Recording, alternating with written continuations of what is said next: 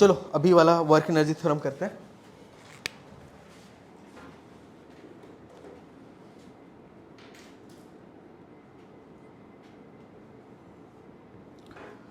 तो work energy theorem क्या है कि समझो एग्जांपल से ही, थ्योरम है तो डिराइव किया ही गया होगा, इसको लॉ नहीं है ये, तो डिराइव किया गया होगा कहाँ से। एक एग्जांपल लेते हैं, पहले समझना फिर लिखना, ठीक है ना।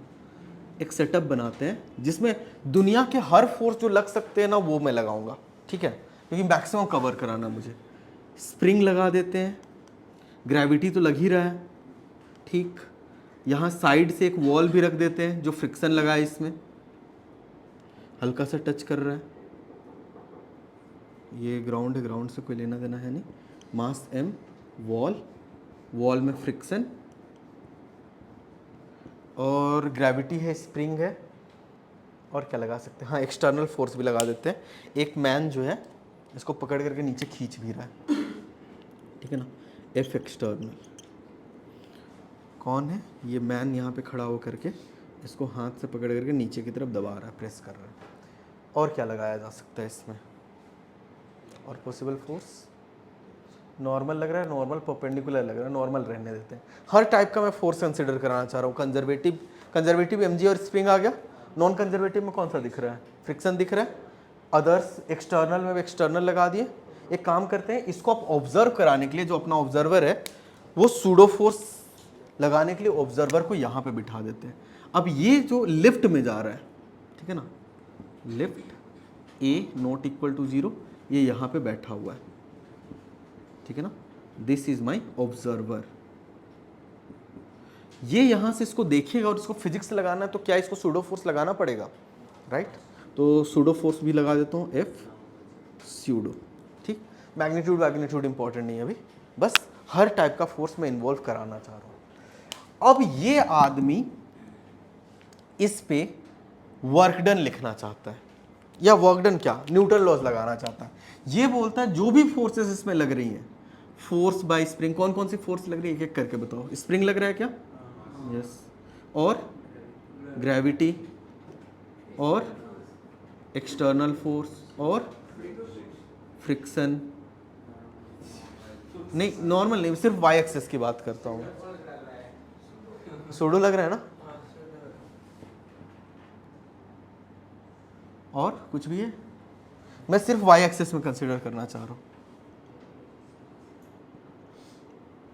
वाई एक्सेस में और कोई फोर्स नहीं है, नहीं, इतना ही है। Equal to mass into acceleration along Y बोल सकते हैं, ठीक है ना। इतना फोर्स लगने के बाद उसने देखा कि इसका डिस्प्लेसमेंट हुआ है थोड़ा dy, नीचे की तरफ ही मान लेते हैं, ठीक, dy डिस्प्लेसमेंट हुआ है। तो ये मास इनटू एक्सीलरेशन ay को m dv by dy into D by D Y ऐसा लिखा जा सकता है, या D by D Y into D Y by D T, क्योंकि एक्सेलरेशन को डी बाई डी टी लिख दिए और डी वाई में एक्स्ट्रा ऐड कर दिया। क्या क्या क्या, हाँ डी टी है, लेकिन डी वाई कैंसिल आउट होकर के वही आ जाएगा ना, करेक्ट है। इतना तक नोट डाउन करो, फिर इसके आगे प्रोसीड करते हैं कि इसके आगे जो है मेन कैलकुलेशन वाला पार्ट स्टार्ट होगा। क्या लिखा हुआ है यहाँ तक, ये कौन से लॉ से आया हुआ है, Newton second law, work energy theorem भी सेकेंड लॉ से ही डिराइव होता है, ठीक है ना। फिर भी देखेंगे क्या डिफरेंस है, क्या पूरा का पूरा सेकेंड लॉ को रिप्रेजेंट करता है क्या वर्क एनर्जी थ्योरम, या फिर कुछ पार्ट मिसिंग है, या कौन ज़्यादा इंफॉर्मेशन दे रहा है, ये है सबका। ओके, आगे देखो, इसमें कौन कौन से फोर्सेस कंजर्वेटिव है। स्प्रिंग और ग्रेविटी कंजर्वेटिव है क्या, इसको कंजर्वेटिव। एक्सटर्नल के बारे में पता नहीं है कैसा है, इसको अदर्स में डाल देंगे। और फ्रिक्शन फोर्स जो है ये भी कंजर्वेटिव है, सॉरी नॉन कंजर्वेटिव है, एनसी है नॉन कंजर्वेटिव, ठीक है ना। बस देख रहा था सब लोग जाग रहे हो क्या, ठीक। नॉन कंजर्वेटिव, एक्सटर्नल और सूडो, इसको ऐसे रख देते हैं। अब मैं क्या कर रहा हूँ, सूडो फोर्स है, कुछ नहीं पता अभी, जैसे एक्सटर्नल फोर्स भी नहीं पता है ना मुझे क्या है लग रहा है, राइट। तो मेरा बस तुम लोग को दिखाने का ये मतलब है कि दुनिया की कोई सी भी फोर्स लग जाए, जिसमें कुछ कंजर्वेटिव हो सकता है, कुछ नॉन कंजर्वेटिव, और किसी के बारे में पता भी नहीं हो सकता है तुम्हें, ठीक है ना। उसको कैसे सॉल्व करेंगे, यहाँ राइट हैंड साइड में आकर के देखो तो यहाँ पे ये लिखा हुआ है क्या, m इंटू ये हो गया velocity v, v dv by dy, यही लिखा हुआ है। dy को मैं क्रॉस मल्टीप्लाई करके लेफ्ट साइड पे सबके साथ मल्टीप्लाई कर देता हूँ, तो क्या force into displacement, force into displacement ऐसा होता जाएगा। तो वही मैं लिखता हूँ, F spring into dy plus F gravity into dy plus F external, note down मत करना, समझना जब मैं बोर्ड पे लिख रहा हूँ, friction into D Y, F pseudo into D Y equal to है क्या, एम वी डी वी, ठीक है ना, एम वी डी वी। अच्छा ये सब इंडिविजुअली है क्या, work done by all forces, जिसमें ये तुम्हारा स्प्रिंग और ये हो जाएगा work done by conservative force, ये हो जाएगा work done by non conservative force, और ये सब work done by other forces. मतलब ओवरऑल देखा जाए ना तो ये क्या है कि work done by all the available forces, ठीक, work done by all the available forces. और राइट साइड को अब देखता हूं कि वेलोसिटी का इंटीग्रल है, v इनिशियल रहा था, v फाइनल रहा था, इंटीग्रेट करोगे तो क्या मिलेगा, वो half m v final square minus half m v initial square. ये हाफ एम वी स्क्वायर क्या होता है, याद है किसी को, सिर्फ हाफ एम वी स्क्वायर की बात कर रहा हूँ। काइनेटिक एनर्जी सबको बात पता है, और ये totally depends on its speed, उसकी स्पीड क्या दिख रही है उसके हिसाब से काइनेटिक एनर्जी आएगी। तो काइनेटिक एनर्जी क्या फ्रेम डिपेंडेंट होता है, यस या नो, यस, क्योंकि सोचो यहाँ पे अगर ये मार्कर है, तुम लोग को दिख रहा होगा कि ये 2 मीटर पर सेकंड से चल रहा है, बट मैं देख रहा हूँ तो मुझे 0 मीटर पर सेकंड से चलता हुआ दिख रहा है, राइट। तो मेरे लिए इसकी काइनेटिक एनर्जी 0 हो जाएगी, और तुम लोग बोलोगे sir half M V square इसकी काइनेटिक एनर्जी, राइट। तो kinetic energy is frame dependent, totally depends on its speed, इतना बात पता होनी चाहिए। यही है work energy theorem. Work energy theorem क्या बोलता है, work done by all the forces equal to change in its kinetic energy, that's it, ठीक है ना, इतना लिख लो, बस यही है वर्क एनर्जी। तो ये समझना, work done by all the forces. ये ऑल दी फोर्सेस में कौन कौन से फोर्सेस हैं, कंजर्वेटिव आएगा क्या इसके अंदर, नॉन कंजर्वेटिव आएगा क्या, यस, अदर फोर्सेस आएगा, एक्सटर्नली कोई ऐसे धक्का मुक्का लगा रहा होगा उसके भी फोर्स का वर्क डन उसमें कंसिडर होगा, ठीक है ना। कोई अपनी सूडो मतलब एक नॉन इनर्शियल फ्रेम से देख रहा है, उसके कारण सूडो फोर्स भी लग रहा होगा ना, वो भी इसमें कंसिडर होगा। और ये वेलोसिटी किसके फ्रेम में होनी चाहिए, वी आई और वी यू आई, जो ऑब्जर्व करके वर्क एनर्जी थ्योरम लिख रहा है ना, वो अपनी आंखों से क्या देखा है उसके फ्रेम में होनी चाहिए, ठीक है ना। तो ध्यान रखना ये सब चीज़ें, अभी के लिए मैं बोल तो देता हूँ, बट ये सब in frame of observer, clear है ये बात, ठीक है ना। अब समझो कि इफ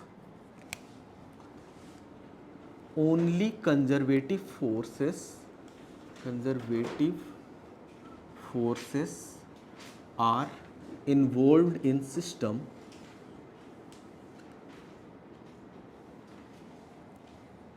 यार कंजर्वेटिव से पहले ना, ठीक है, if only conservative forces are involved in system, तो क्या होगा, वर्क डन बाय सिर्फ conservative equal to change in kinetic energy, kinetic energy final minus kinetic energy initial, ये, और वर्क डन बाय कंजर्वेटिव क्या होता है, minus change in potential energy, मतलब potential energy initial minus potential energy final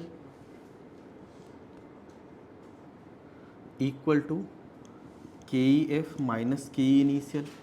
तो क्या left right किया जा सकता है, मतलब काइनेटिक एनर्जी को लेफ्ट में ले आते हैं और पोटेंशियल एनर्जी एक काम करते हैं इनिशियल, मतलब potential energy initial U I plus K I equal to U F plus K F, सही लिख रहा हूँ क्या, अच्छा। अब इसमें जो ये टर्म होता है ना, किसी भी इंस्टेंट पे उसका पोटेंशियल एनर्जी और काइनेटिक एनर्जी का समेशन, इसको क्या बोला जाता है, दोनों पोटेंशियल एनर्जी और काइनेटिक एनर्जी का समेशन किसी भी सिस्टम में, टोटल एनर्जी या फिर total mechanical energy, mechanical energy मतलब क्या कि summation of potential energy plus kinetic energy. ठीक है, ये क्या होता है कि कंजर्वेशन ऑफ मैकेनिकल एनर्जी। ठीक है, इसका स्टेटमेंट होता है तुम्हारा यही, if only conservative force is working, if only conservative forces are working in a system then its mechanical energy is conserved. Statement लिख लेना ये,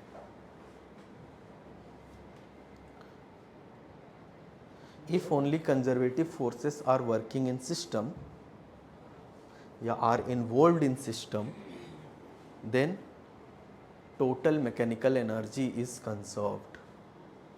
मैकेनिकल एनर्जी सिस्टम का कंजर्व कब रहेगा? जब सारे सिस्टम में जितने भी फोर्सेस हैं सब कंजर्वेटिव फोर्सेस होंगे। ठीक है ना। अच्छा, अब क्या मैं इस जो पुराना वाला मेरा वर्क एनर्जी थ्योरम है इसमें कंजर्वेटिव फोर्स को उठा करके लेफ्ट में ले जा करके बोल सकता हूं कि work done by all the other forces, जिसमें नॉन कंजर्वेटिव हो गया, अदर होंगे और सूडो होगा, ये सब work done by all the other forces is change in mechanical energy, ऐसा बोला जा सकता है क्या? क्योंकि पोटेंशियल तो उठा करके लेफ्ट में ले आए, final mechanical energy minus initial mechanical energy. बताने की जरूरत है क्या, या देख करके समझ में आ रहा है? बता तो दिया लिखाने की जरूरत है क्या, ये बोल रहा हूं। तो यहां पे क्या करो कि work done by all the other forces और इसको उठा करके राइट में शिफ्ट कर दो। ठीक है, तो ये potential energy final minus initial हो जाएगा और साथ में यहां पे दिख रहा होगा क्या, work done by all the other forces is change in ME, change in mechanical energy. याद रहेगा? बस यही तो है थ्योरम। अब क्वेश्चन करते जाएंगे तभी होता जाएगा।